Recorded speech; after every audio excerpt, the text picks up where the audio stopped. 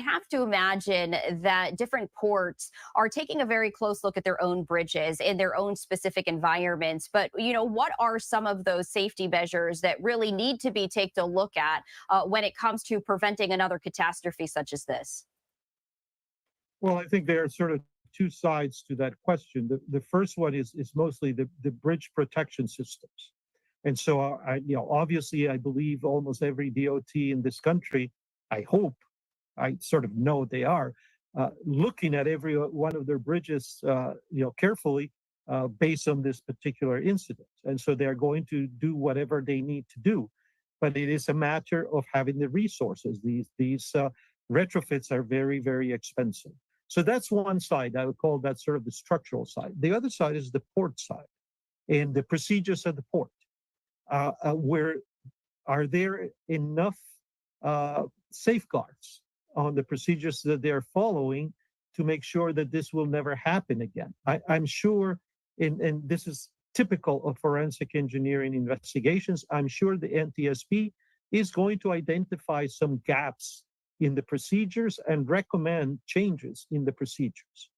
So, the investigation is important from both sides, from what procedures do you follow in the port and what designs you're going to do for the new bridge.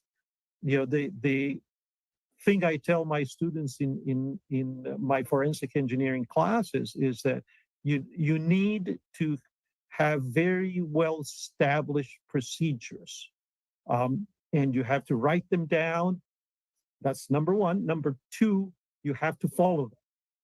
And the most important one is number three, you keep going back and making sure that those procedures are up to date and that your personnel is following them. And so, it's like a three-step thing. And that's how we maintain and have safety in the workplace, and not just ports, but in almost any industry that you can think of. Having clearly established procedures, following them, and checking are the three steps that you need to follow to improve workers' conditions, worker safety, and generally the welfare of the public. Professor Leon, thank you so much for your insight into all of this. It's incredibly fascinating and also incredibly important. And unfortunately, we're taking a look at a tragic situation, but hopefully where many can learn and improve on these safety measures and preventative measures as well. Yes, and our thoughts are with the families that lost dear ones. It is a real tragedy, as you said. Yes, thank you so much for your time. I appreciate it. And time right now is 11:51 Eastern, 8:51 Pacific. I'm Stephanie Quinu, and thank you for staying with us here on Live Now from Fox as we continue to follow all of the major headlines, top stories, and events. We're going to step away for a 2-minute break, but we will be right back.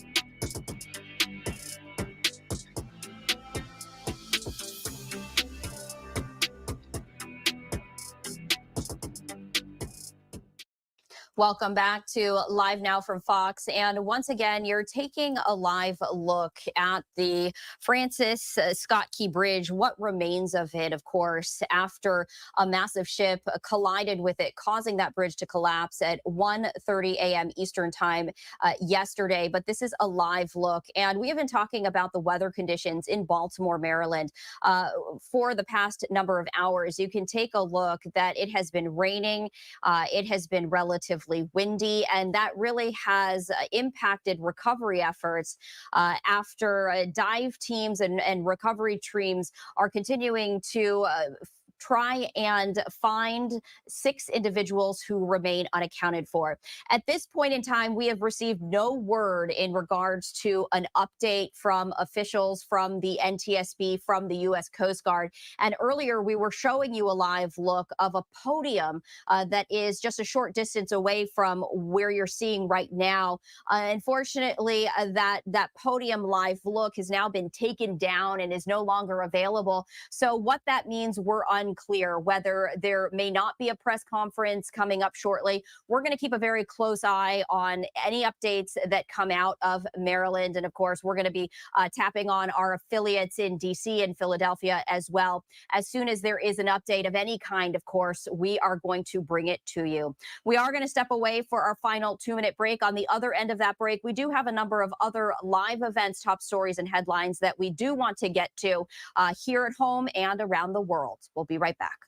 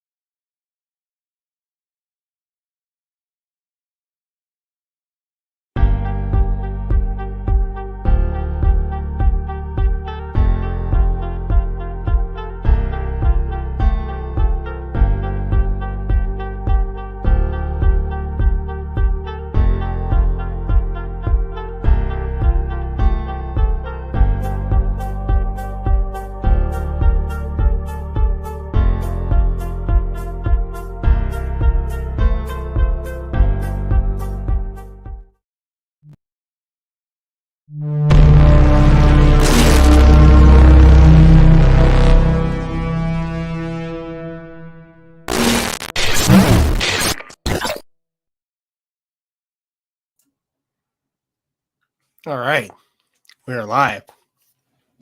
How's everyone doing? Let's see here. What do we got going on here? Broken Wing, 1 Thessalonians 5:3.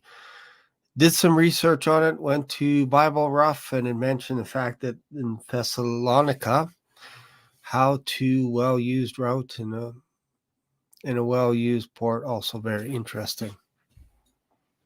Yep. Think you're on to something there, my friend. Highly suspicious. Yeah, and that's welcome to my world. That's why we have this channel, Black Swan Revelations.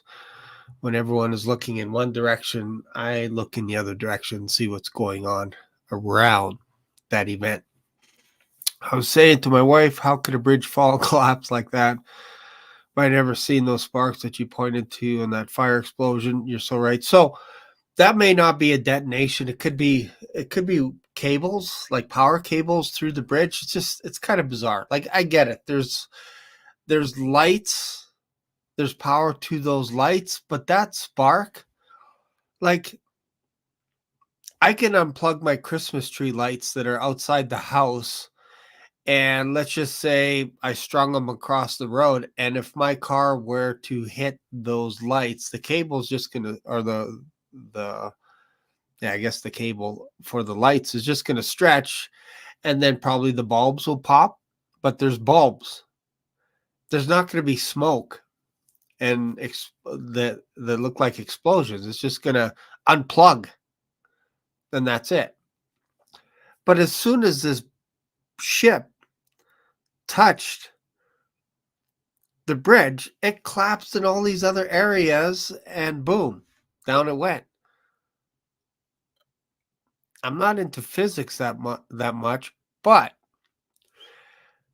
my dog understands physics. If I take a piece of food and I drop it on my kitchen table, he will look under the kitchen table because he's drawn out a chart going, okay, according to gravity, that food should actually be here in front of me, not realizing there's a table.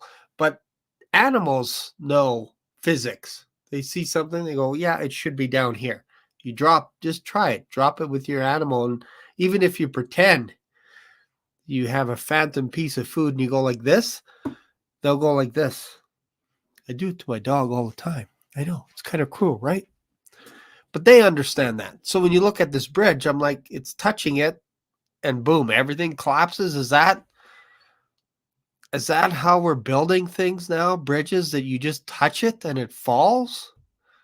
You touch a building and the whole thing implodes upon itself? Is that where we're at? Kind of weird, right? Builder in all my life, I know how things are built, and that shouldn't have happened that way. Yeah, it seems to make sense, right? Like, that doesn't make sense, but when you use your logic, I don't know, things don't fall that way. Good morning. Greetings from Calgary. Saved by the blood. Awesome. Let's see here. What's the chances of that ship hitting the support column dead center right on the bulkhead of ship? Yeah, exactly. And I get it. I understand. Somebody's talking to me and they're like, look, dude, Shane, Black Swan, dude, these cargo ships are built to go to light speed, Mach 10. They're so fast that you can't control them at a port. They're out of control. These ships you can't steer. You should know this. We have so much technology now into these ships that it's impossible to go underneath a bridge at that speed, Shane. You should know this. This is why the bridge collapsed. I don't buy it. Sorry, I don't buy it. These ships know, and with GPS and all this kind of stuff, you got vehicles that could drive themselves now, and you're telling me you can't plot that into this ship and say, look, we need to make sure that we have power and all. Like, nothing makes sense. They run on diesel. I get it. You lose one engine, boom. But man, oh man, this This stuff drives a guy crazy because logically you're like, you take your time going underneath a bridge, especially if you've done it your whole career. That's the first thing they teach you, how to navigate under a bridge. And you got to make sure that you're under the bridge, you're taking it slow, you don't go near an object. Like, come on. And the way it collapsed is ridiculous. Like, how fragile are these bridges? And I get it. There's a ton of weight behind these things, these cargo ships. I probably can't even comprehend how much weight is there. But I thought perhaps the bridge would have bent more this way or just kind of rocked. And then maybe that part would start to collapse and people would be like, hey, danger, don't go near this bridge. It could collapse. And then it collapsed. But it touched it and it collapsed everywhere. So that's what's bizarre to me. And I know it smoked it pretty hard, but I don't know. Something smells fishy. Let's see what else is going on. Yeah, support columns. Yeah, exactly. Star. Hey, everybody. I don't buy it either. Highly suspicious. Watched the short video, saw the explosions.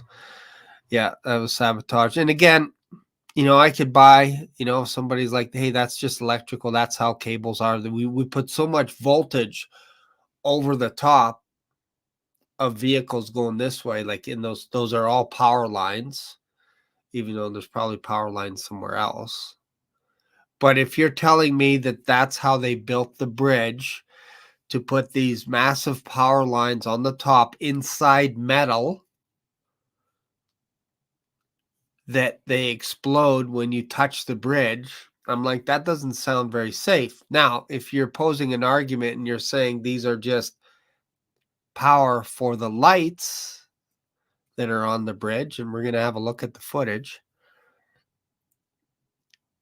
that you have that much juice going through it that it looks like a welding arc on different parts. Like if you cut the cables, there's no more power. Sorry, folks. You cut the cables on one side, you take a cable, you cut it. Okay, light it up, put as much sparks, whatever you want on there. But if you do it 10 feet away and you do the same thing, there's no power. That's my point. It's cut out. So you're having sparks over here. You're having sparks here, coincidentally on the part where the bridge is actually falling at different areas. And then even sparks, explosions as it hits the water. So you're telling me that that was power? And you could cut a cable and have it by itself and then have these two ends cut separate and there's still power? Come on, man. Who you snowing here? Earth's a globe, water bends because it said it does. Absolutely. That's right. The water bends. We see it all the time. Just go in the lake, you can watch the water bend. I don't know. People are crazy. People are crazy, right? I saw that movie that you showed. Yeah, there's a couple of cuss words on there. So I'm always trying to be careful what to show. But I have another scene. Do you remember the Tesla scene? That terrified me. I will not buy a Tesla because of that movie. And I'm going to show it to you. So this is something that could happen down the road where you can have these vehicles jam up the roads that you think, okay, let's paint the picture here. Let's paint a little picture here. Rapture happens. We're out of here. Body of Christ, gone. People left behind. They're like, not a big deal. Not a big deal. These church people are kind of pesky anyway. Always talking about the Lord's coming any day. They're out of here. We don't have to worry about them inviting us to church anymore. They're gone. So what I'm going to do is I'm going to leave town because these cities are kind of crazy right now. And I'm going to drive to the farm. But you can't leave because all these automated cars suddenly start blocking traffic. They start smashing into the cars, and you're causing a traffic jam. And now you can't leave the city. Gridlocked. And don't think they couldn't program these vehicles to return to the city all at once. Everybody's vehicle. Everybody's Tesla from all over. All the Tesla vehicles, all your electric, all your cars that are guided by autopilot. Don't think that they couldn't put a program in there that causes all vehicles to return back to the factory. Recall, if you will. And if you're in traffic and those cars are destined to go to the factory, you're going to get smashed. Something people aren't really thinking about. But then in this movie, Leave the World Behind, they're hinting at this, that this could be a problem, a big deal. EMP strike could be a big deal. Cargo ships crashing into things because of power failure. It's like they're letting you people know what's coming down the pipes. It's almost like there's some kind of an unwritten rule. I haven't been able to find it yet in the Bible, other than the Lord knows everything. But there's actually a couple verses that hint at the idea that there's nothing unknown. When I'm trying to find an exact verse, basically it feels like the principalities, powers, rulers of the air have to let us know ahead of time what they're planning. And then when it happens, it's like, well, they warned us. And Hollywood is notorious. Man, this was in that movie? Like, for example, Keanu Reeves, I think he was born on September 11th, 2001. Weird, right? His birth certificate or whatever, when he was being interrogated by Agent Smith. That's weird stuff. Sometimes you think you're living in the Matrix a little bit, especially when things are planned ahead of time. It's like, who's really in charge down here? Who's really in charge? Interesting, right?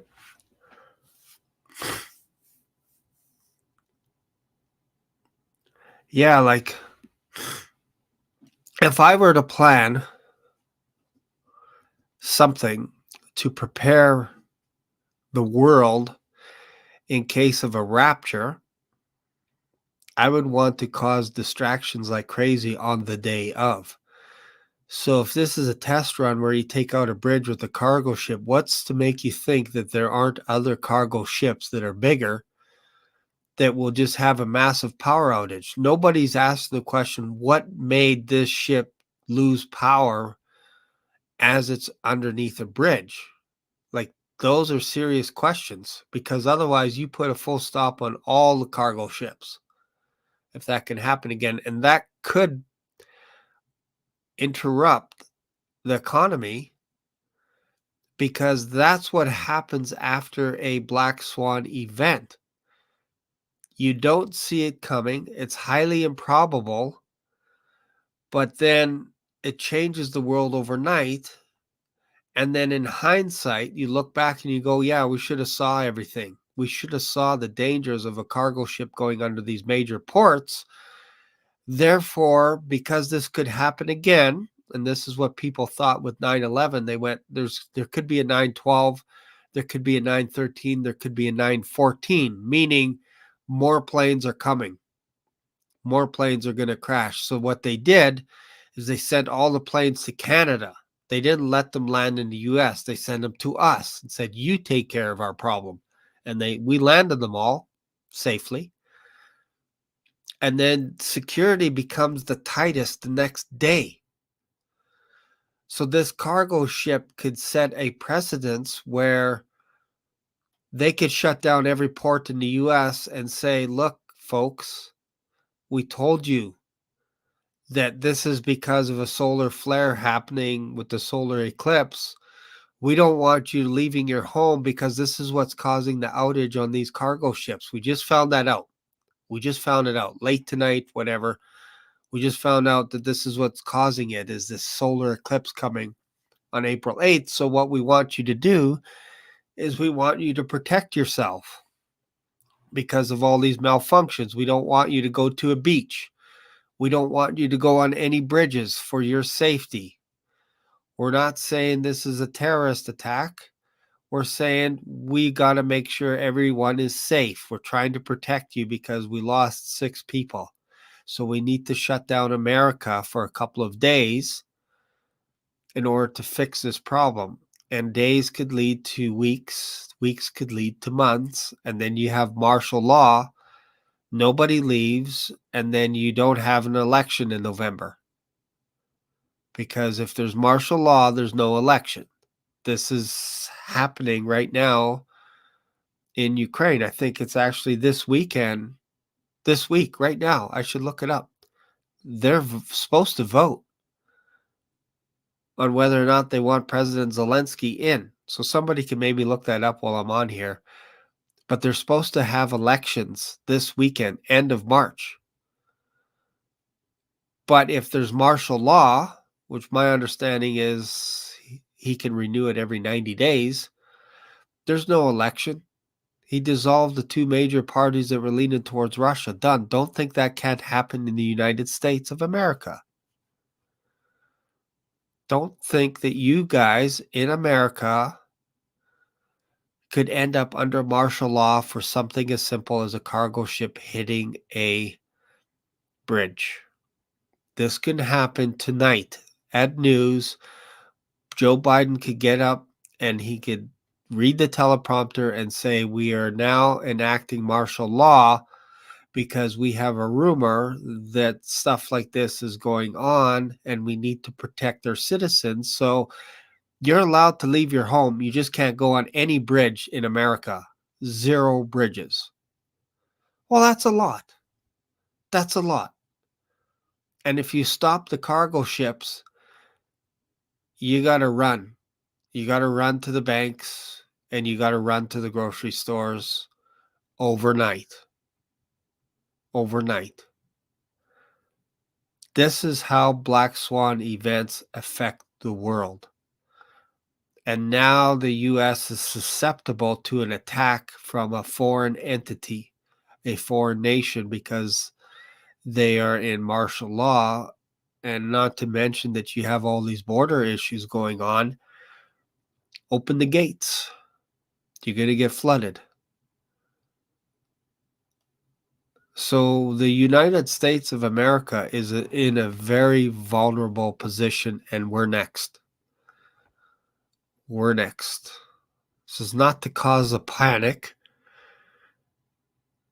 but there's something afoot here. Something afoot. This isn't nothing. This isn't just nothing. This is a precursor of a test run, perhaps, of something else down the road. Don't know what it is. That's the hard part about predicting a Black Swan event. And this is where my channel could get into trouble because I think outside the box and I'm like, what if this? What if that? What if this? And people say, no, it never can be that. Well, if you say it never can be that, that becomes the thing because that is what a Black Swan event is. It's the highly improbable. The impact of the highly improbable, and that's what I'm talking about right now. You might come back to this video a week from now and go, oh, Shane was talking about this bridge thing in Baltimore as being a little bit more than what we think. Maybe that's nothing, but you don't need much for the government to say, hey, folks, we got to protect you. Don't go on any bridges. What about this walkway just across the street? Nope, not safe. Okay, thank you. And then you just stay home and you put on Friends and you watch Friends. Red heifers ready for sacrifice on the 29th. Yeah, and that's an interesting thing. Like, again, there's not a lot in the Old Testament about red heifers. I think there's just a few verses in Leviticus about red heifers. And the idea is you use a red heifer, you burn them completely, disintegrate them, so that you can actually use their ashes to put them in the water of separation, so that the priests can not only wash their hands, but they can wash their clothes in it, and then they're sanctified. They're set apart. They're separated to do their work. And this is what the Aaron priesthood would do, including Aaron's sons. They would do this so that they can handle all the objects and all this kind of stuff, and perform the services for the tabernacle. And it even got to the point that the sons of Korite, one of Aaron's brothers, descendants, they were in charge of handling all of the contents of the tabernacle that Moses helped design, but they couldn't touch any of the artifacts until the priests wrapped them all into these coverings. These, I don't know if they were purple or whatever, but they would wrap them all up, put them almost like into tarps, if you will. And they had to do that for all the articles, the golden cups and all kinds of stuff that they had. They couldn't touch any of the utensils until Aaron's sons had covered everything up. Then they were allowed to pack them up, hold them between poles, and walk with them. And it was specifically the ark. They had to carry it. They couldn't put it on a cart. But they had 6 wagons to hold all of the tabernacle stuff. So 6 wagons that were, I believe they had 1 ox per wagon, 2 people from each tribe on each of these 6 wagons that were donated by the Israelites. So you got 6 wagons, 2 people representing each tribe, carrying all of the tabernacle ornaments, if you will, everything, the tarps, the bars. Don't forget, those bars probably weigh something. The knobs, the loops, all that kind of stuff, the snuffers, everything had to be packed up and carried. And these oxen would carry them by pulling wagons. 6 wagons were donated. Something that people don't really think about. So back to the red heifer, if you're disintegrating them, you take all their ashes and put them into these waters that were called basically the waters of separation, purification water. So basically they would cleanse themselves, wash everything, wash their clothes, everything in it, and then they can perform the tabernacle rituals. So that's pretty much it on the red heifer side. The rest were being sacrificed: the lamb, the ox, the bull, I should say, sheep, all this kind of stuff, right? So not a lot. Again, if somebody could post up a scripture verse, not a lot on red heifers. So I don't know why they're sacrificing a red heifer on the Mount of Olives, where Jesus Christ himself is to touch down. You just have to read Zechariah. And when he touches down, the mountain splits in 2. So is there something that's going to happen when they sacrifice a red heifer on the Mount of Olives? Like, of all the places you could do this, it's kind of bizarre to me. I can't put my finger on it. I don't understand why. It's not the red heifer. It's what the red heifer brings, which again, it's their ashes to be able to allow the priest to perform their ritual duties. That's what they're for.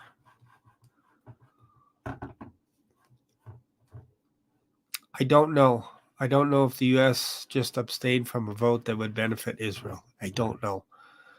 But I know they wanted to pull the plug on allowing Israel to use the Iron Dome I don't know if that's a contract that expired or whatever, but Ukraine, President Zelensky met with the president of Israel and said, please give me access to another Iron Dome so that we could use on our soil in Ukraine.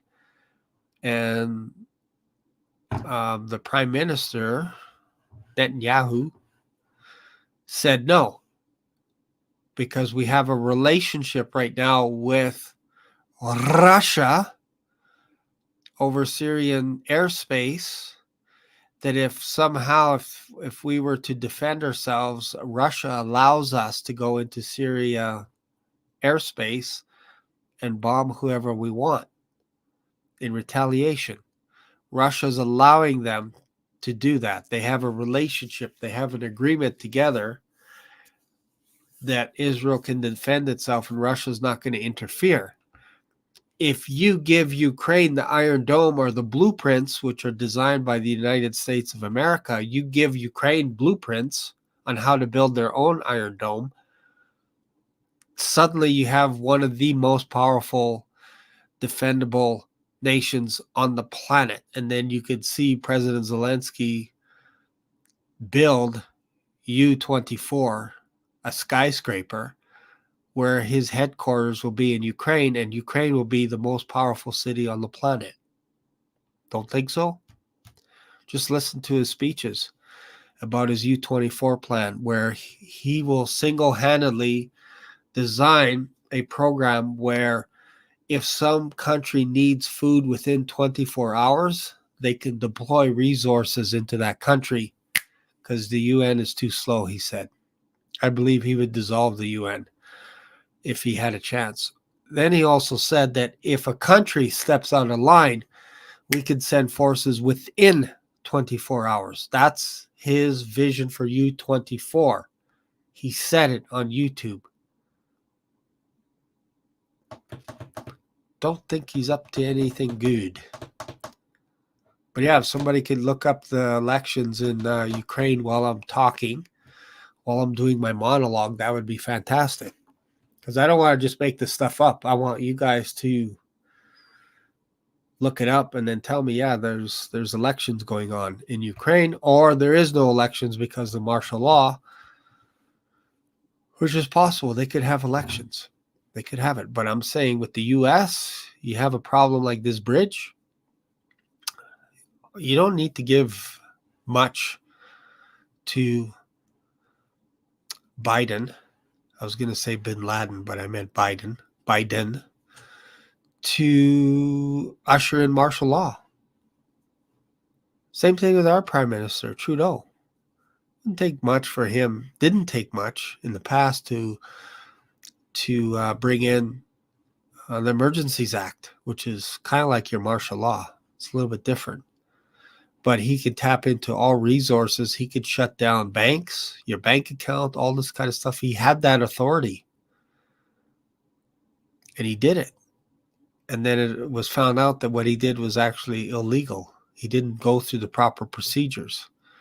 And it wasn't that kind of an emergency. And then it just kind of gets washed under the table.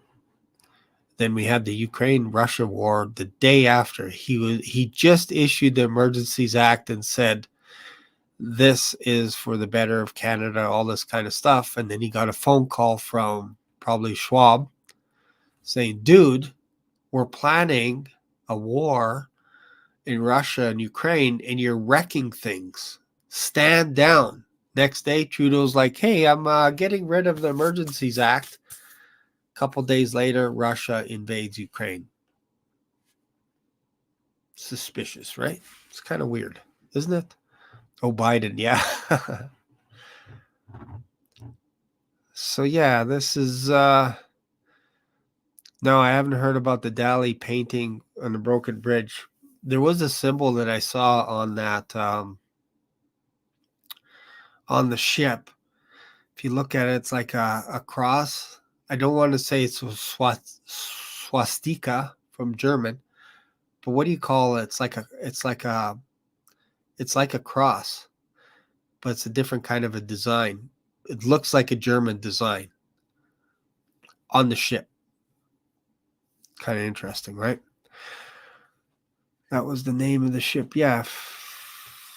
If you can, I know I'm making you guys work. Okay, so let's have a look at this Left Behind. We're going to have a look at it. And I'm going to, this is a scene. Let me just show you this here. Let me just bring this here. Let me just set it up a little bit. In this movie, this is a scene where they're trying to escape and get to somewhere where there was power, electricity, because they didn't know what was going on. Nobody knew what was going on. Why? Because their cell phones went on emergency mode, and all it would give is a signal saying that this is an emergency broadcast, whatever, SOS, and nothing could go through. So they didn't know if they're being attacked. They didn't have any news. They didn't have anything, no power, no electricity, nothing. So then they're trying to get to this town, the city, and all of a sudden they show up and there's a gridlock. There's a gridlock. So I'm going to play it. I'm really going to try hard not to hit. There's a cuss word in here, so I'm going to try and stop it before the cuss word. So bear with me.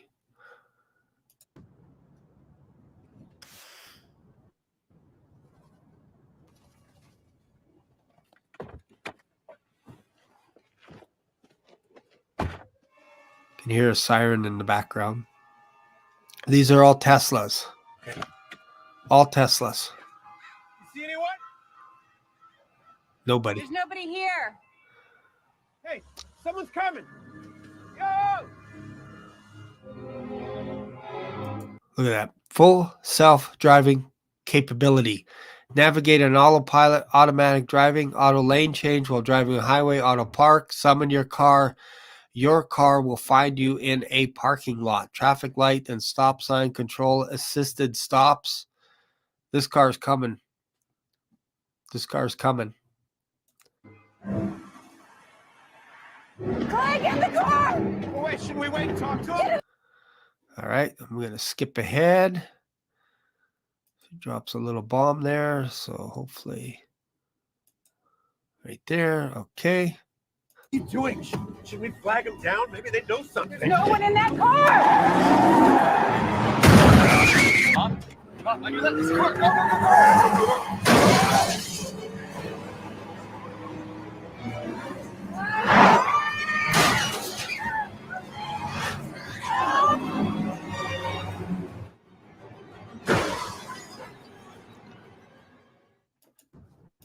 Okay. Crazy, right? Is that crazy or what? This could happen. It's like they're warning us ahead of time. I never thought it before I saw the show. I never even thought that was possible to use self-driving cars to block traffic. I never thought that could be used as a way to trap people from getting them out of the city. If this doesn't make you take your Tesla back, I don't know what does. By the way, this channel is not sponsored by Tesla. Probably never will be sponsored by Tesla after this. Yeah, why are they all white? Like there is color schemes in that movie, lots of blue. And we know we won't talk too much about these, Hawaiian fires or whatever, where the homes that were blue, nothing happened. But then all these other places, like with laser beams and all this stuff, lots of blues and lots of reds in this movie. And it feels like when you're watching the movie, it feels like this was after the rapture. This is after Christians are out of here. EMP strikes, planes falling out of the sky without any power. Cargo ship crashing on a beach. I showed that yesterday. Something's afoot, my friends. Something is afoot. Yeah, and all the Teslas were white. I think what had happened is they all came from the factory, and then they sent them to the city, maybe to a dealership or whatever it is, automatically to make them trap people. My guess. They did it on purpose to trap people. And they kind of hinted at an idea that they were being invaded. And I just can't remember the country, if it was China or someone else, but they were actually being invaded. And that you wouldn't know it. You wouldn't know it because they're telling us things like that everything, all of our videos, everything goes up by satellite when it's not true. It goes to underwater sea cables. This is how we connect all the countries together, is through underwater sea cables. Look it up. Google has a huge ship that they just bought. Amazon has a huge ship that they just bought. Facebook, most likely. Everything goes underwater. Everything goes under the ocean. All of our data, it's not being stored in the cloud. It's being stored at ports just off the coast. Look it up. So if our information's not being stored in satellites and you take out these sea cables by subs, you're dead. As in, you can't find out what's going on around you. And all of a sudden you're going to be seeing balloons that are showing up everywhere. And you're like, what's going on? How did we not know about this? We're being invaded. I thought we had satellite coverage blocking and taking care of us. Nope, you don't. You don't realize how vulnerable we are. You lose your cell phone at home or at the mall. You're like terrified. You're like, I may not be able to find my way home. I don't have my cell phone. You walk into a movie theater, you sit down, you're like, oh man, I can't watch this movie. I left my cell phone. I need to be scrolling. So I got to go back to the vehicle and then light up the blue screen in a movie theater, which is taboo. And you're scrolling your Instagram going, man, I'm watching this movie and it's fantastic and all this stuff. Like, we're hopeless without our cell phone. We really are. Never used to be that way. I remember as a kid, I could just disappear into the forest and I'd try purposely to get lost, but you couldn't. You knew your way home. Now, people can't even find their neighbor's house without GPS. You shut off GPS, people aren't leaving the city, folks. They're going to be too scared. And if you block everything by Teslas or any other car that has that feature, but we'll just pick on Tesla for today. Yeah, it's an interesting movie. It doesn't make you feel good. It makes you feel like I was uncomfortable afterwards because I'm like, if you're in that time frame, it's not a good feeling. It felt like the tribulation. It felt like the Great Tribulation. And people think we're going to get access to the news. If you do, it's going to be tainted. You might have to go back to walkie-talkies or something like that. CBs. You cut the power, you don't get access to anything. You don't get any food. Most grocery stores can only handle enough supply for one day, 24 hours. That's the most. You'd probably clean out the shelf pretty quick. All it takes is somebody to do a run on toilet paper and you're going to get a panic. But if you block the highways with Teslas, trucks aren't going to get through. You're not going to get your food. This is why this is something that's bigger than meets the eye. And there's nothing that you could do to prepare. That's the whole point. There is an escape clause, and that's the rapture. That's Jesus Christ. That's the escape clause. Why anybody would want to go blindly through the tribulation where you have no access to clean water or anything. You can't, there's no churches, there's no Christians around. You're going to trust your neighbor. They're going to clean you out. They're going to take all your food and all your clothes and leave you behind while they go to the next town, unless you have your own stuff. Canada, we don't have our own stuff. It's not in our constitution to go against the government. In the United States, you're talking civil war overnight, because they have the right to bear arms. They have the right to defend themselves against the government. That's written in their Constitution. It's a little bit different for us. I'm saying the United States of America is very vulnerable right now. We just have no idea how vulnerable.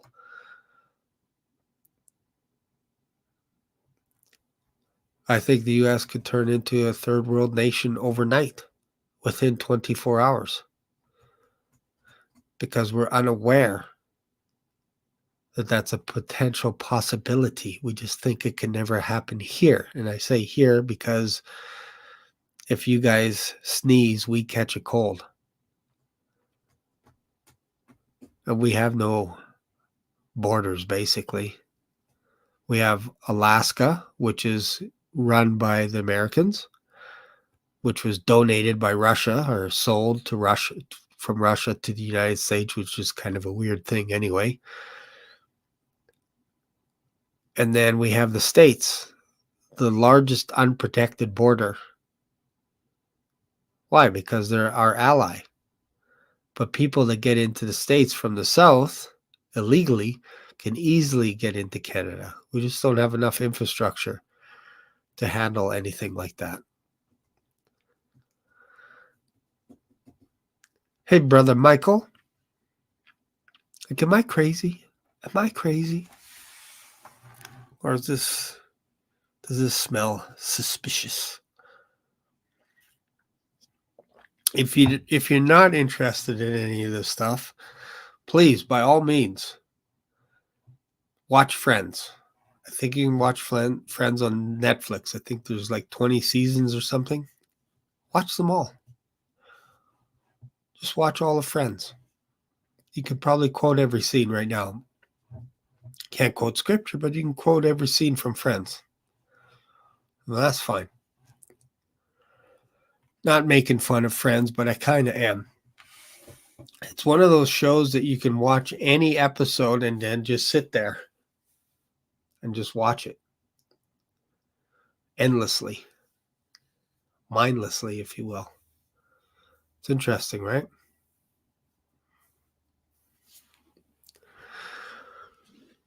Yep.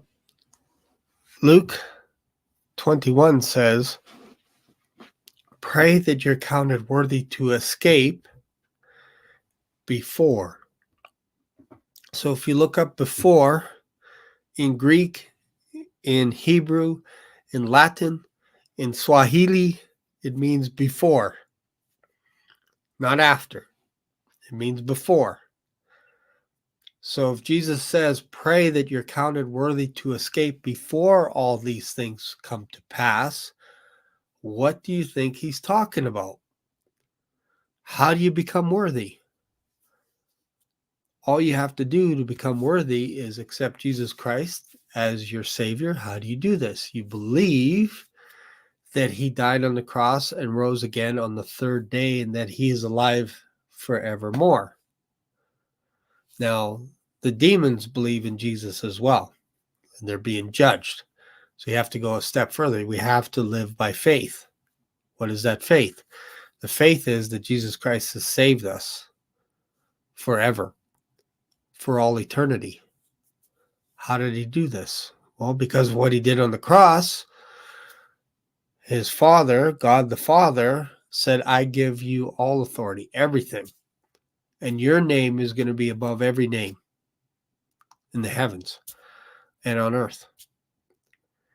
And because of that, he gave all judgment to his Son, because he was the perfect servant. He obeyed. He did everything on the cross. He was tempted in every way, yet without sin. So he died for us. He's never going to die for us again. And now all judgment is passed on to him. That doesn't mean that Jesus Christ is going to unleash his wrath, and then God his Father is going to unleash his wrath. All judgment has been given to his Son, Jesus Christ. And Jesus Christ is not judging the church. This is the escape clause. We are one with him. We are his body. We are his flesh. He's not going to commit suicide. What does that mean? He's not going to kill himself because we are him. We are his flesh. We are joint heirs in Christ. We have a seat in heavenly places forever. That's what you call eternal security. We are secure for all eternity. 1 billion years from now, we are still his body. We get a pass on Jacob's trouble. That's not for us. The wrath of the Lamb is coming. Jacob's trouble is the worst time in history. Past, present, future. There's no other time in history that's going to be as bad as Jacob's trouble. You can argue with me and say it's a little bit longer than 7 years. It's a little bit less. But the days of vengeance are the worst time in history. You do not wish this upon your worst enemy. You do not want this to happen. I'm telling you, it's bad times. So if anyone says, man, I wish these people would get judged, you have no idea what you're saying. It's foolish talk. Don't pray for that day to come. Why? It's the worst day in history. 2/3 of Israel will get destroyed. Read Zechariah. It's not pretty. It's not pretty. So don't wish that upon anyone. Instead, what we should be praying is for the edification of the church. We should be praying that others come to the Lord before. After, it's going to be very difficult. After. Hopefully this makes sense to you. Yeah, when you hear worst of the worst, why would you think there's something even worse that's coming after the worst of the worst? It doesn't make sense. And this is what post-tribbers believe. I know, because I had one. I interviewed one on the channel, and I've heard the videos. Just go to FAI Studios. Joe Richardson is a post-tribber. Talks about it. He doesn't know if he's saved or not saved. I've heard him say it. It's like you don't know you're saved until you're really saved. And there are people going around confusing other people. No. When you're sealed by the Holy Spirit, you are sealed.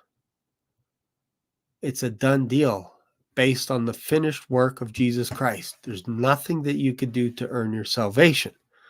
So this is why I'm showing clips like this. I'm saying, look, guys, you don't want to be here. It is an escape clause. It is an escape plan. There's nothing wrong with that. Noah had an escape plan. God let him know at least 120 years before by saying, look, there is a time that's coming that I am going to destroy all creatures.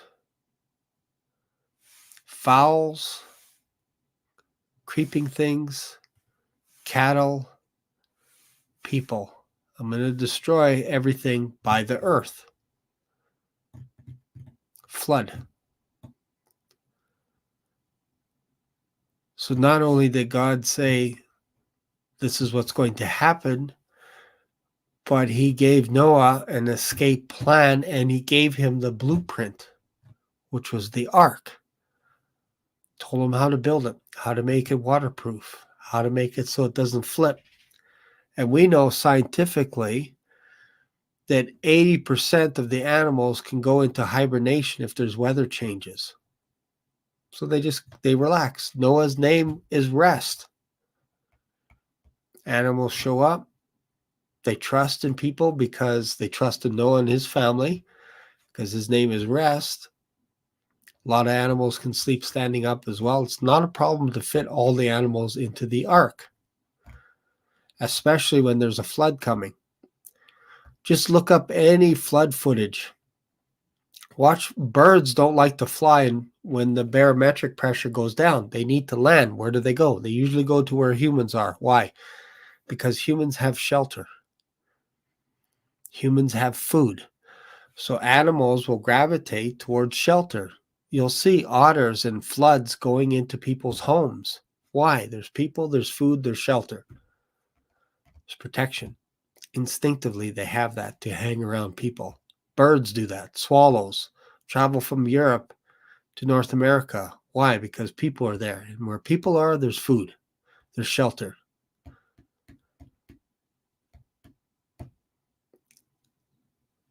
So God gave Noah the blueprints, an escape plan. And once Noah went into the ark, closed it, 7 days, and it was going to flood. It was going to rain for 40 days, 40 nights. And the whole world up to 30 cubits was going to be covered above the highest mountain, 30 cubits above. That tells you this is a worldwide catastrophe. Same thing for Jacob's trouble. Starts with Israel, ends with the whole world being judged. People are like, well, one day God's going to judge. That's the time frame we're talking about. We're talking about that. Jacob's trouble, days of vengeance. It's not going to be a pretty time, folks. It's not going to be a pretty time. So you need to get your act together today. How?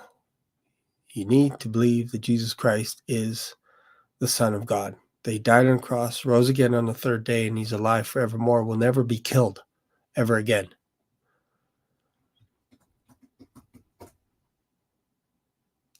Lowly man of Christ, welcome. I need you on the show, bro.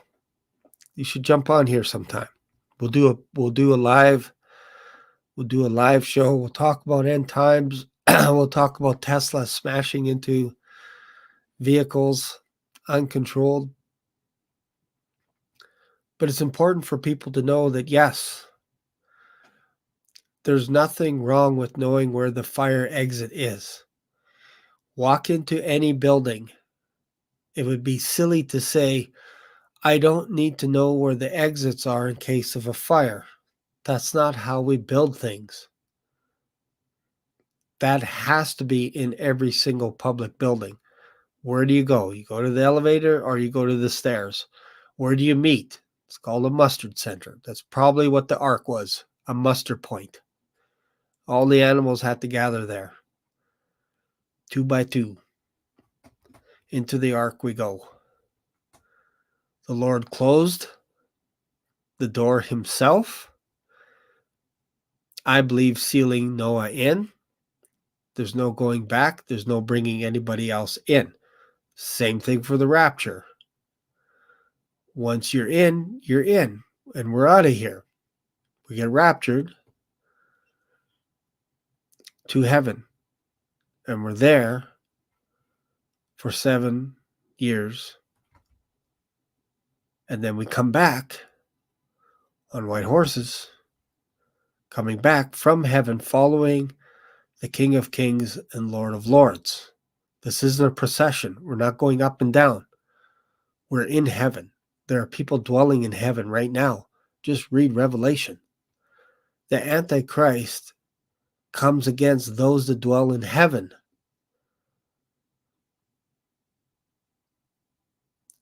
And when the devil gets kicked out of heaven with a third of his angels, they try and get back up to heaven, and there's no space. Most likely because we're there. Not saying we're replacing angels, but perhaps in some ways we are. We're higher. We're higher. We're the highest position in heaven. Why? Because we're joint heirs in Christ. So we're seated in heavenly places. I believe it's above all principalities, powers, rulers of the air. The point is, the devil realizes that there's no going back for him. Can't get back to heaven. He lost his seat. He gave it to the Antichrist, but he has no authority anymore in heaven. He can no longer accuse before God's throne the brethren. How do we know this? Those in heaven are rejoicing because the accuser is kicked out. And then there's a warning going out from those that dwell in heaven, live there, inhabit heaven. Not talking angels, we're talking about people, human beings that are giving a warning saying, woe to you that dwell on the earth. What does that mean? Those that inhabit the earth. That tells you there are people inhabiting heaven. Why do they warn people? Why is this warning issued in Revelation? It's because the devil now knows his time is short. And he's going to go after those on the earth, specifically Israel. And any nation that comes against Israel at that time will get judged harshly by God. When? God the Son, I'm talking about. When? When Jesus comes back to earth with his host, with his army. It's not going to be a gentle lamb, folks. He's going to come against anyone that comes against Israel, and they're going to realize that he is their Messiah, and they're going to turn just like that on a dime. How do we know this? Paul is an example. What do you want me to do, Lord? He got saved, instantaneously turned to preach the gospel of God.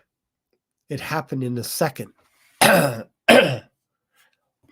Got blinded right away, and he's like, tell me what you want me to do. That's how fast Israel can turn on the dime.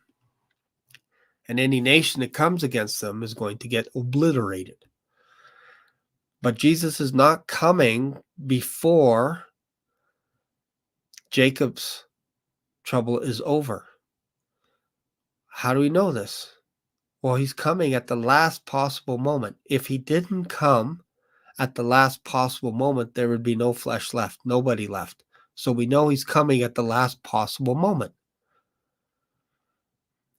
So if something were to happen today, let's say Israel gets invaded today, there's no protection right now. Why? Because they have to get diminished by 2/3. And that's going to cause a panic with the rest of the world that are believing that Israel is impenetrable. Once their Iron Dome gets exhausted, they could get invaded, and we think God is going to interfere and stop the invasion when they don't know anything about God. They don't know the Father, they don't know the Son. But they're going to be, how do you say it? I want to say purged, purified. They're going to be tried. And they're going to realize that there is only one God, that it's not their weapons that can save them. It's not the Iron Dome. Can't save them. They think it will, but it won't. Jesus is the King of Kings and Lord of Lords. One day every knee will bow. Every tongue will confess. Hopefully that makes sense. Yeah, refined, 100%. That's the purpose. And if anybody gets in that way of that purpose, they'll be dealt with harshly. This is why you never want to come against Israel. But the idea that Israel is impenetrable is weird. To say that the Lord is going to jump in as soon as some nation invades them is weird. It's not biblical. It has to get to a point where they get diminished, and it has to get to a point where they decide to turn to God, because that's their only option. All you have to do is just read Jeremiah, Ezekiel, all this stuff where God's like, let your own gods take care of you first. Then come to me after. You want me to leave? You want me to leave this area? You don't want my input? I send you prophets every day. Every morning I send prophets. You kill them, you stone them, you make fun of them, you kick them out. Now you made a pact with the death, with the death, a death pact. With who? Egypt. And you want to live in Egypt. When my prophet Jeremiah is telling you to go to Babylon and live there for 70 years, have families, take care of your families in Babylon, and I'll bring you back. Israel said, no, we're going to make a pact with death. And God said, I disannul your pact. I don't accept your pact with Egypt. I don't want you to go to Egypt. Why? Well, You got the Passover. You got everything that says that God led Israel out of Egypt. Now you're going to have Israelites living in Egypt saying, wow, thank God that God took us out of Egypt when they're living in Egypt. That's why he didn't want them going back to Egypt. Go to Babylon. They didn't want to go to Babylon. They fled to all these other areas. They fled to Edom. Edom captured them, sold them for prostitutes, sold them for a pair of shoes in Babylon, lived like a king for a day, went home broke, sold the Israelites to the Babylonians, and then went back to Israel and raided their homes, took all their possessions, and skipped for joy because Israel was being carried away to Babylon.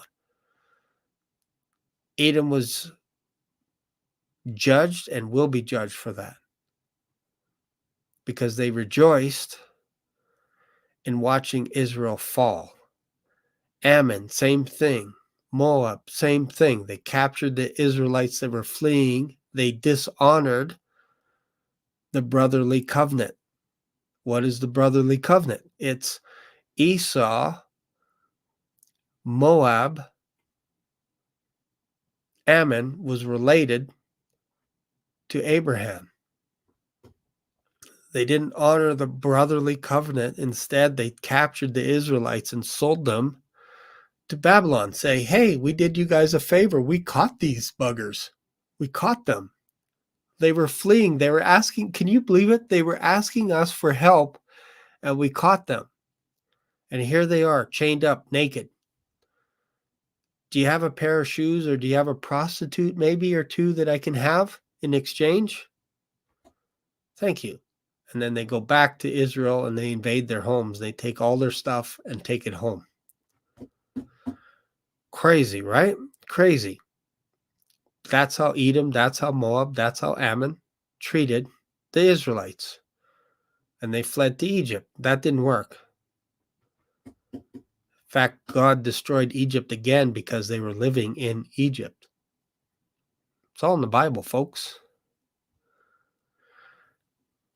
I know we covered a lot of territory today, but it's important to not get snowed by everything that comes across the news. I don't even watch the news anymore. The second I watch it, I'm like, yeah, it's kind of weird. Feels a little weird. Looking at the bridge collapsing in Baltimore, I'm like, I'm not a physicist, but that looks weird. It looks suspicious to me. And I get it. There's power lines. You guys can say whatever you want. There's power lines running through the top of these steel girders or whatever for the bridge. I guess that makes sense that you'd put high voltage power lines through metal above the bridge. And when it would collapse, it would continue to explode so that you see steam in the water. I just think if you unplug a cable, that's it. There's no power. Like, I'm thinking of Christmas lights, lighting up lanterns and all this kind of, you unplug it, there's no more power. You're not going to get smoke and all this kind of stuff, especially when you cut the power, it's done. But when you see this bridge collapse, let's have a look at it. Let's have a look at it. And then I got some things to do. I got to take off here, but let's see here. Let's see. Let's find this. Let's see if I can find this. Let's have a look at this bridge again. Okay, we're going to have a look here.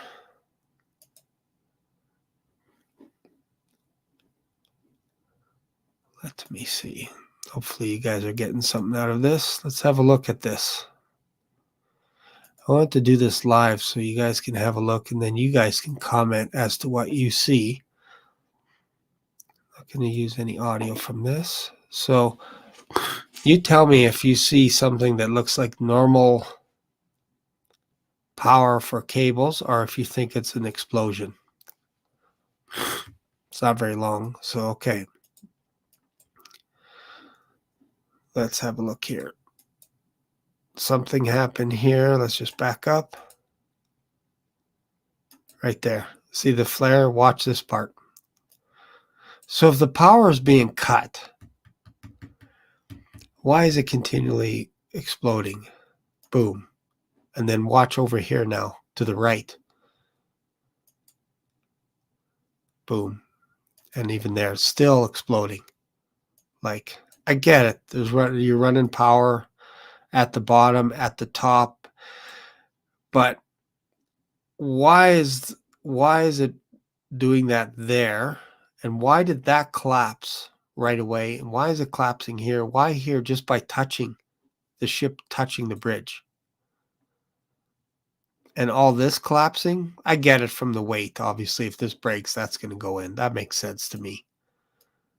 Just watch it again. And then right here, what's going on here already? So you're telling me the power is already cut? So why did that happen? And then this is going to happen. Then this is going to happen here. Maybe you guys can't see it here. How's this? Can you guys see this? Are you seeing what I'm dropping? Let me just play it. You guys watch it.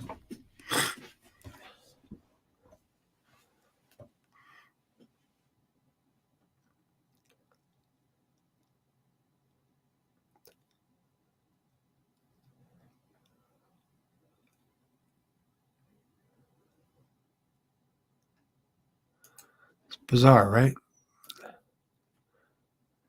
Now, unless that's how electricity works, but you can just see flares that look like explosions, like right there. Look at that. That's huge. That's fire right there. Boom. And even here in the middle, you could see the trails of the flares.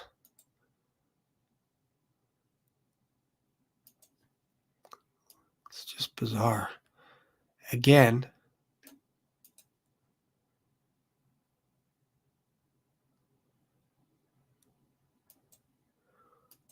look at all that right there. That's a huge ball of fire right there. I never saw that before. Huge ball of fire. Right there. And you knew it was at the top of the beam.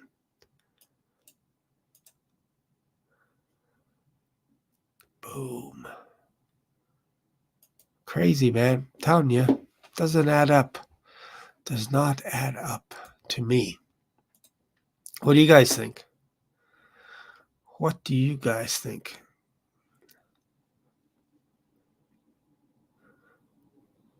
No, I didn't know about the demon that screamed at a JD Farag service. Interesting. Not surprising that the demons would say that, because when they approach Jesus, basically they're like, what do you have to do with us? Basically, they thought judgment day was coming for them already, so instead they got sent into the deep where they didn't want to go. Why? Because their friends were already flooded at one time. They didn't want to go. They're afraid of the flood. I think it's like a holding place. So when they got sent into the water by these 2,000 pigs or whatever, they couldn't get out. Makes you wonder a little bit. You almost think, this is how I think anyway, that it was impossible for Jesus to swim across the Galilee. Instead, he walked on water, because I think water represents judgment in some ways. And he walked on top of that judgment, on top of the water. And Peter bid him to go out on the water. And when he got out onto the water, he started walking to Jesus. And then he looked around, and all the worries of the world hit him, and he sank. And Jesus caught him and lifted him up into the boat, into safety, helped him escape from drowning. I don't know if Peter was a good swimmer. He might have been a good swimmer. They're kind of out in the middle of nowhere. I forget how many miles across it is. I mapped it out one time. I think it would take him a few hours to get across. I think, walking across the Sea of Galilee. forget how many miles it is. I think it's like 15 miles wide or something like that. And he was going to walk by as though he passed on, like he didn't. He's like, yeah, you guys are good. And he was just going to keep going. But they cried out. They're afraid of him. Thought they saw a ghost. Says, don't be fearful. It's me. Don't worry about it. It's I. And then Peter's like, bid me to come out. Come. Went out in the water. And Jesus had the strength to pull him up out of the water while he's on the water, and then pulled him into the boat. And in one version, it was like the next second they were at the shore, safe and sound, instantaneously. Interesting, right? Yeah, like it is not very clear, and I don't understand how electricity works in that fashion. Like it could be cables through the metal and all this kind of stuff. It's very logical that could happen like that. But the way it broke is weird. It's weird to me, and I don't know. I guess if you saw a model and you showed it to me in an animation, this is what happens to bridges time and time again, especially with that design, that the physics would dictate that this is what happens. So you take a ship and you hit it from this direction and you watch the bridge collapse, I'd be like, okay, I buy it. Or if you take a ship and you hit it this way, and that's just how ships, or that's how bridges buckle, I can now buy into that. Like I could be swayed by someone convincing me, no, Shane, this is how bridges collapse, don't you know? They have safety mechanism pins that as soon as you just bump the bridge, these pins get released with flares and they collapse instantly. That's how bridges are made. I just thought bridges were made to stand to protect huge volumes of traffic, cars. They could support weight of moving vehicles going back and forth, no problem. And I know this ship had a lot, huge cargo, probably 2,500 cars, bins, whatever you call these containers. I don't know what's in them, but it's interesting, right? Anyways, I got to go soon. I got to go visit my grandson. I'm going to go play with him. I'm teaching him some moves. Teaching him how to roll off the couch and then land on his feet. It's like he does 3 rolls, and then I catch him and then let him down. It's actually quite fun to watch. I suggested to my daughter, I said, don't put him on the couch and walk away because he might be doing these little flips and somersaults without you. So I might have started something. But I think he's going to be a gymnast or something. He's pretty good at it already. He's pretty good at it. He's only 9 months old. Anyways, you would think that a bridge builder would factor potential ship damage in that design so the entire bridge would not collapse. Agreed. Because that's the first question that people ask is, what happens if a ship bangs into this bridge? Oh, it collapses instantly. Oh, well, let's go to another builder, please. Next contestant. Same thing with buildings. They were built to withstand a plane crash. Just think of the Empire State Building. It had a plane crash into the building. Nothing happened. They just evacuated a few floors. I know it was a smaller plane. It stayed up. Crashed right into the plane, right into the building. Empire State Building. Small, I think it was a small single engine plane. So don't think that wasn't on people's radar when they're building high buildings. Don't think that they're not thinking about that stuff. They factor that in so that people can escape. Maybe they didn't think about jumbo jets crashing into them and all this kind of stuff. We're not going to talk about that in this video because I don't want my channel to get banned. My point is, we're not always told everything. With the Lord we are. We just have to seek him out. We have to study his scripture. Last night I didn't have a very good night's sleep. So I decided to write out some scripture verses, and instead of going to my 100 daily scriptures, I went to my 100 nightly scriptures to help me sleep better. And if you want those, I have an email for you for free. I call it Swan's Nightly 100. Nightly 100. Here's my email. I got a new email I created. It's called Swan's Path Connect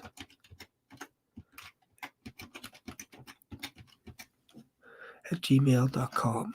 There you go. So if you want Swan's Nightly 100, and I slept like a baby after that. These verses are fantastic because the idea is that you can rest in the Lord while you sleep. And these scriptures are centered around that concept of being at peace at night, knowing that God has you. So I wrote out 20 of them at like 1 o'clock in the morning. It took me a little bit. But out of that, I created, basically, it's almost like a devotion in some ways, where I typed in all 100 verses, and then I put my thoughts as to how your brain works when you're sleeping and the benefits of getting a good night's sleep. So I mixed it all in there. And then my thoughts, I shared some of my thoughts as well. So you can get this. You just have to email me at swanspathconnect@gmail.com. Swanspathconnect@gmail.com. I am in the process of perhaps separating things out here.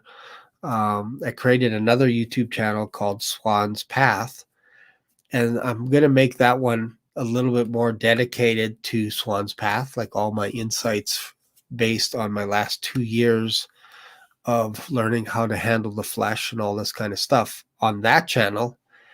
And I'm going to stick to more end time stuff on this channel. That way people, because sometimes people go, what's your channel about? Well, it's about the whole Bible, but it's a little bit more end time heavy.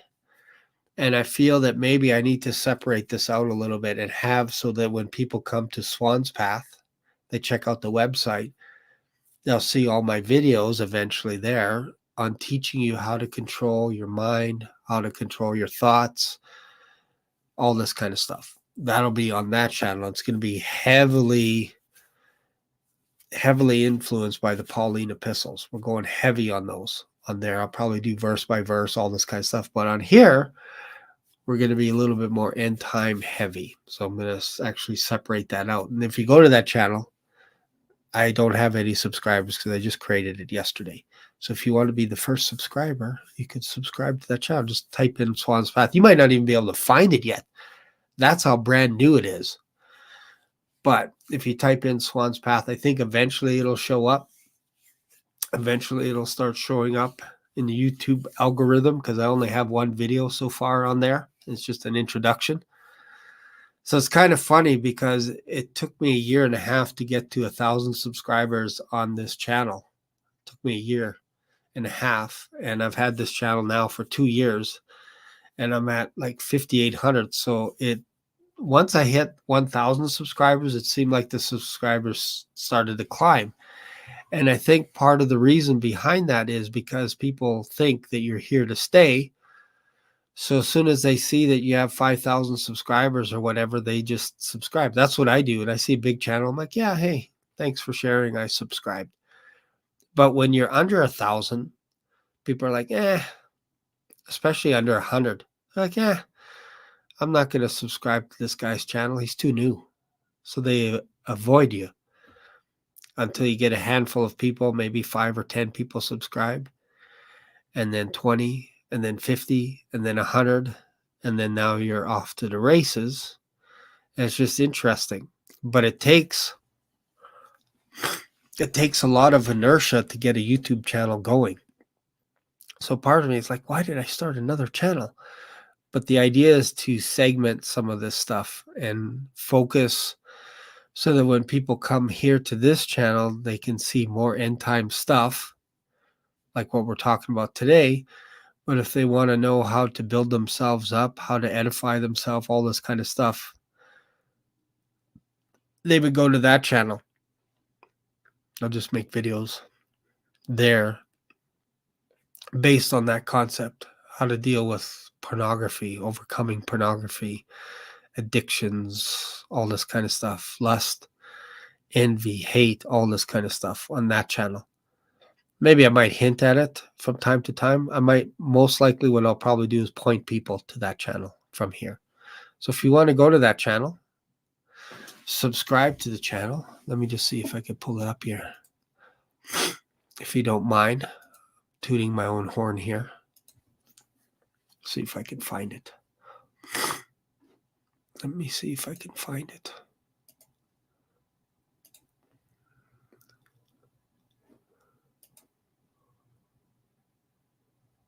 It's that new. I'd have to close out of this. All right. I'll put it up in the description, but it's basically, it's called Swan's Path. Oh, unless I could do it here. Hang on. Let me see. I'll show you. It's so new. It's so brand new. Just find it here.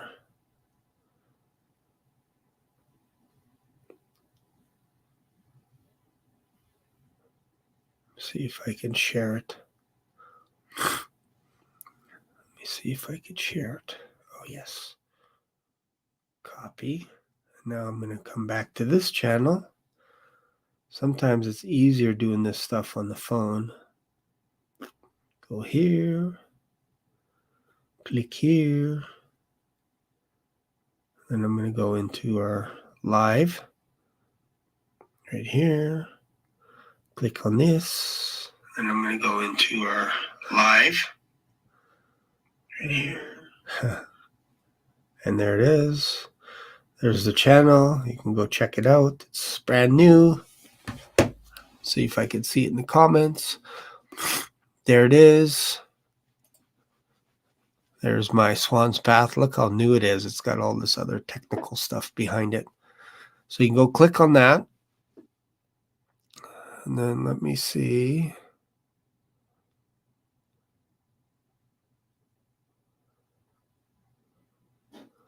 Let me see if I could show the channel. I think I can.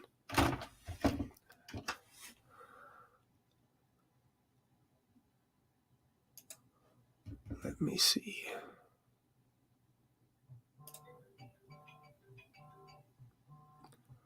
Oh. All right. Well, that's the channel. Let me see. Number 4 subscriber. Awesome. Okay, you got it. You figured it out. Awesome. I just subscribed. Sweet. That'll help me show up in the algorithm as well. So I am going to go. But yeah, feel free to check out Swan's Path on that channel. Obviously, it's brand new right now. But what I'm going to do is I'm going to be putting all my Swan's Path stuff over there. And then that way this could be more end time heavy, if that makes sense. Anyways, thanks a lot, guys, for watching. Really appreciate you taking this time out to watch this channel. I appreciate it. And I will see you guys in another video. Hope you have a fantastic day, and I will see you later. Bye for now.